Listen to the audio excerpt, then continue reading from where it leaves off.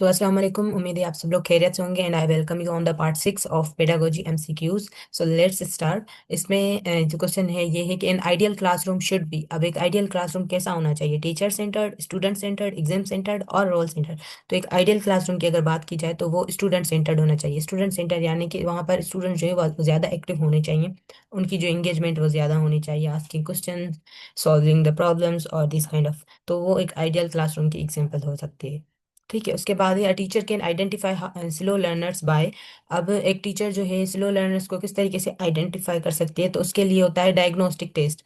अब diagnostic test जो होते हैं उसमें बच्चों की जो है उसमें मतलब वो आइडेंटिफाई करते हैं कि बच्चों में कौन सी स्ट्रेंथ्स हैं, कौन सी वीकनेसेस हैं और उनके जो लर्निंग गैप्स हैं कौन कौन से हैं। तो इसका बेस्ट ऑप्शन जो होगा स्लो लर्नर्स को आइडेंटिफाई करने का वो है गिविंग डायग्नोस्टिक टेस्ट। उसके बाद है which one of the following promote self learning. अब इनमें से कौन सा ऑप्शन है मतलब जिसमें बच्चों की सेल्फ लर्निंग होती है, वो खुद से सीखते हैं? तो इसका जो सेल्फ लर्निंग का ऑप्शन होगा प्रोजेक्ट वर्क। अब sorry, project work only. Yes, project work. Wait, project work. इस प्रोजेक्ट वर्क में जो लोग बच्चे होते हैं या जो स्टूडेंट्स होते हैं वो खुद से जो है मतलब किसी प्रोजेक्ट पर काम करके अपनी सेल्फ लर्निंग को है इम्प्रूव करते हैं। ठीक है, उसके बाद है अ यूनिट प्लान इज। अब यूनिट प्लान जो होता है वो detailed plan for a topic होता है। किसी भी एक टॉपिक से रिलेटेड एक डिटेल्ड प्लान होता है, उसे हम कहते हैं unit plan.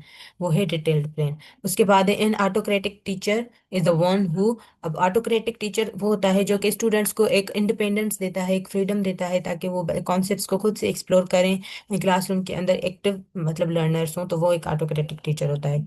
In education feedback is important because it. Education के अंदर फीडबैक इसलिए इंपॉर्टेंट है क्योंकि इट इम्प्रूव्स परफॉर्मेंस, इसीलिए स्टूडेंट्स को फीडबैक देना चाहिए।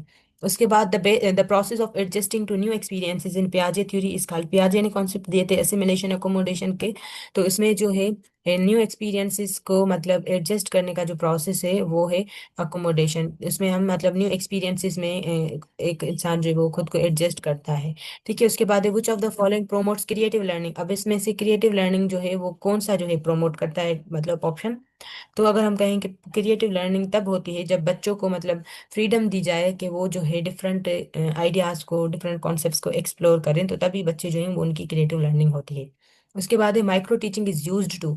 अब माइक्रो टीचिंग करवाई जाती है बच्चों से मोस्टली जो बीएड के कोर्सेज होते हैं या जो हाँ बीएड के बीएड 4 ईयर्स हो या 1.5 ईयर हो, तो उसमें बच्चों को माइक्रो टीचिंग करवाई जाती है 5 मिनट्स के लिए या फिर, ताकि उसमें जो है वो लेसन प्लान के सारे एलिमेंट्स वो जो है वो यूज़ करके मतलब पता चले कि बच्चे जो हैं वो किस स्टेज पर हैं, या फ्यूचर टीचर या प्रोस्पेक्टिव टीचर्स जो हैं वो किस पे हैं। यानी कि इसका ऑप्शन करेक्ट होगा train teachers in specific teaching skills. Teaching skills सिखाने के लिए बच्चों को माइक्रो टीचिंग करवाई जाती है। उसके बाद है a good classroom environment is one that.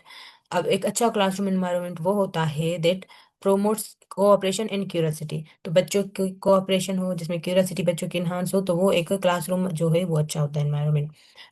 Encourage fear of. बच्चों को इनकरेज तो नहीं करेंगे मतलब फियर की तरफ या स्ट्रेस कंपटीशन भी नहीं करवाया जाता, फोकस इज ऑन पनिशमेंट। तो ये भी ऑप्शन बिल्कुल एक नेगेटिव मतलब एटमॉस्फेयर प्रोमोट करते हैं। तो एक गुड क्लासरूम होता है जो प्रोमोट करे कोऑपरेशन एंड क्यूरियोसिटी। उसके बाद है which of the following is an example of summative evaluation. अब summative evaluation we know that it is taken at the end of the semester और at the end of annual exams. तो इसका example होता है final term examinations. So these are the example of summative evaluation.